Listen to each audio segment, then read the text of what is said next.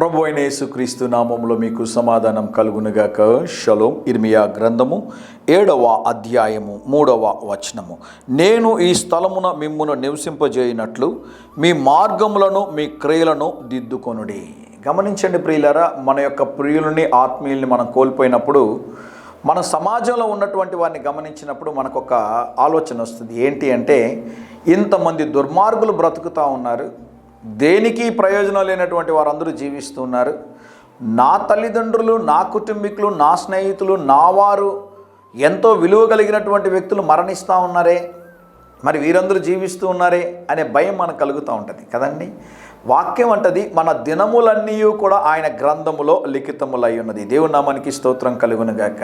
యేసు ప్రభువుని నమ్ముకున్నటువంటి వారికి మరణము శాపము కాదు, యేసు ప్రభువుని నమ్ముకున్నటువంటి వారికి మరణము ఆశీర్వాదకరము. పౌలు అదే అంటాడు, డెత్ ఈజ్ గెయిన్ అంటాడు, చావైతే నాకు లాభము అంటాడు.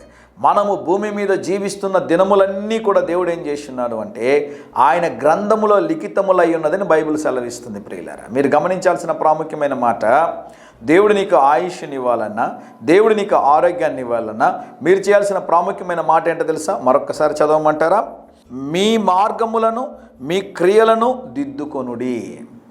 మీరు వెళ్తున్నటువంటి మార్గం కరెక్టో కాదు సరి చేసుకోండి.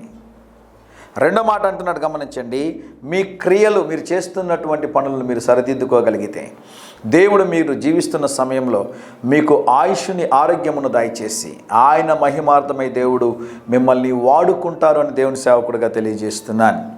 2025 సంవత్సరము ఒక దీవెనకరమైన సంవత్సరముగా, అద్భుతములు, ఆశ్చర్యకార్యములు మీరు చూచు సంవత్సరముగా దేవుడు చేయాలని మీరు ఆశపడుతున్నట్లయితే మీ మార్గములను, మీ క్రియలను సరిదిద్దుకోవాల్సిందిగా దేవుని సేవకుడిగా మనవి చేస్తూ ఉన్నాను. ధైర్యంగా ఈ దినాన్ని ఎదుర్కోండి.